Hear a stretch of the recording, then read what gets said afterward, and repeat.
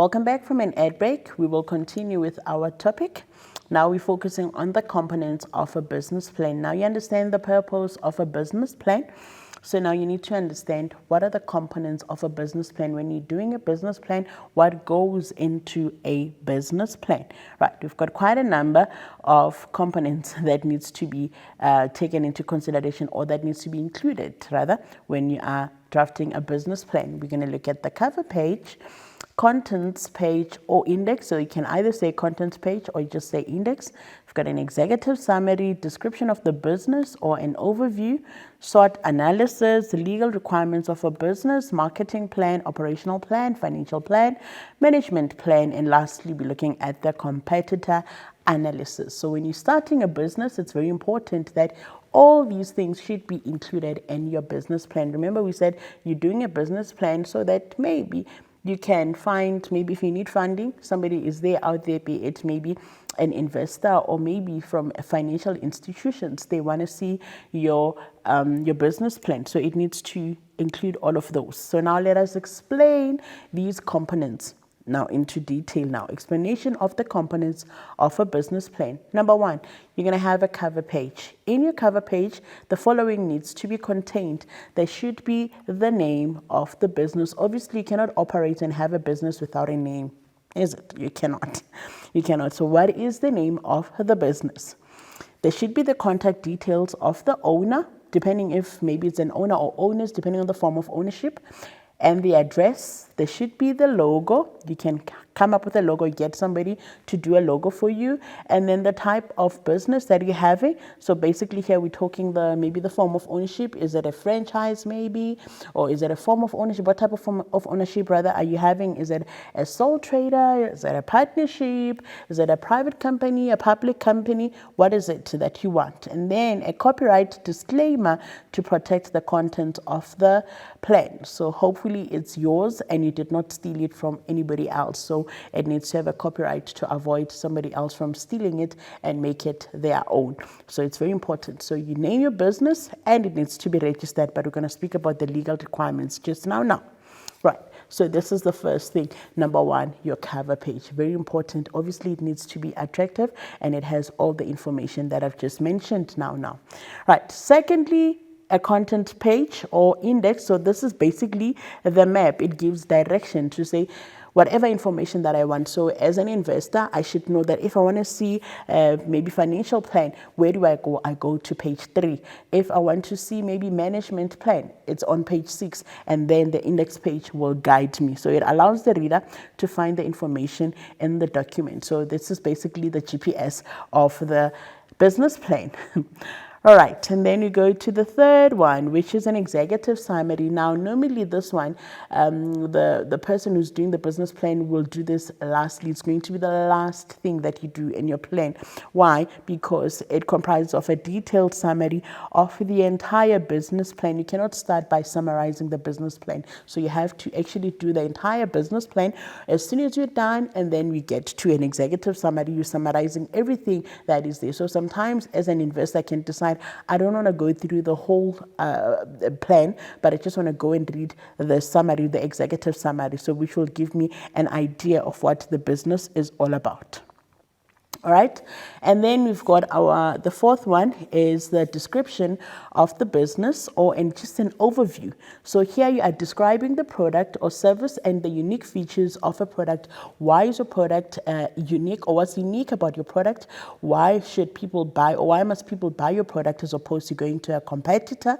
So we are discussing the long-term objectives, the mission, the vision of the business. So basically these are the goals. What is it that you want to achieve? And then you're going to also indicate the form of ownership. Say, for example, it's maybe a sole trader, a partnership, private company, a public company. So you're indicating the form of ownership, and obviously here how the profit is going to be shared and all that. It needs to be included there. Who's going to contribute capital? How is capital contributed? All of that information should be there. And there's a description of the product or service which the business offers, similar to the first one.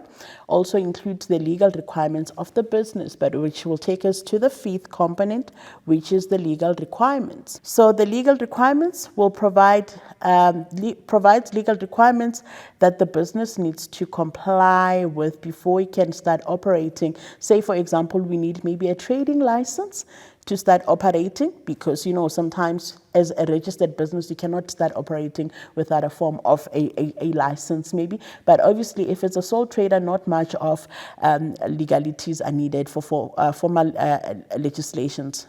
Do you understand? So it depends on the type of form of ownership, but the legal requirements should be included in your business plan if it's a trading license, like I said.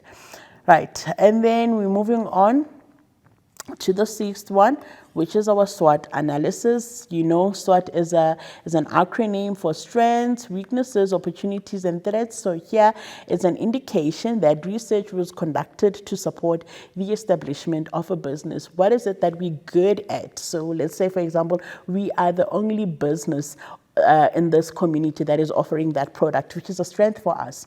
Or if we're not the only one, maybe we've got committed employees who are helping, but yet the threat could be maybe we've got a competitor. Whereas with your weakness, it could be that maybe they stay far, so traveling to our business can be a problem maybe. And then the threat, we can grow, we can expand. So that is basically a SWOT analysis. It needs to be included there, and you need to be practical about your SWOT analysis. And then we move on to the marketing plan. In the marketing plan, this is the most important component of the business plan. How so? Because it gives details of the 7 P's of the market. So what is the product? How are you going to price it? How much will the price of the product? Which pricing policy are you using? How will you promote your product? How will you make it well known to the people? How will you distribute your product? Do you understand? So these are all the 7 P's of the marketing. They are not 4, but they are 7. All right, so that is your marketing plan. How will you make it known to the customers out there? And then we're looking at the operational plan. This includes where the business will be located and the daily operation of the business. How will you operate? What time are you starting and all that? It includes a description of a product, how and where it will be manufactured. Very important, the operational plan of the business. All right, and then we're looking at the financial plan. These are records details of how much capital is required and how it will be raised. Where would you get funding from? Are you going to borrow from people, or are you contributing your own, or what? So that needs to be indicated there, the financial plan. It contains projected statements of profit, loss, and cash flow. Obviously, as an investor, I want to see that, okay, what plan do you have? How are you going to break even? How are you going to make your profit? How many products must you sell in order for you to make product or to make profit or to break even? I want to see, as a prospective investor in this business, to say this person is aware, is mindful of these figures, and how long will it take for that person to make profit? Because as an investor, you don't want to invest in a business that is not making profit, because that would be a futile exercise. Because when you're investing, you invest with the whole point of getting some form of incentives, not incentives, but rewards afterwards. And as a business, the whole point of a business is to make money, which is the primary objective of a business. All right, we're going to do the last components here. We've got the management plan. It outlines who will be in charge of running the business, as well as the skills of the entrepreneur and others in the business. So if this is a company, you'll speak about the shareholders here. If it's a partnership, you'll speak about the partners here. Discusses the hierarchy and the roles of the employees. So we'll speak of the 3 levels of management. If you remember, we've got top, middle level management, and lower level management. So who's going to be in the top? Who is the CEO of the business? Who are the directors of the business? Who are the middle level managers? And who are the lower level managers? You can also include that in the management plan. Then we're looking at the description of competitors in the market and their products. So this is the competitor analysis. So these are the details of competitors' marketing strategy and its effect on a proposed business. You cannot start a business and not be aware of who the competitor is, unless you're starting a product or you're selling a product that does not have a competitor, of which it's not a good idea or it's not ideal for a business, but you need to have at least a profile of who your competitor is and how do they do things. All right, so we've covered the components of the business plan and we've come to the end of this lesson. I hope you've learned from me, Miss Mabue. I'll see you again next time. Goodbye.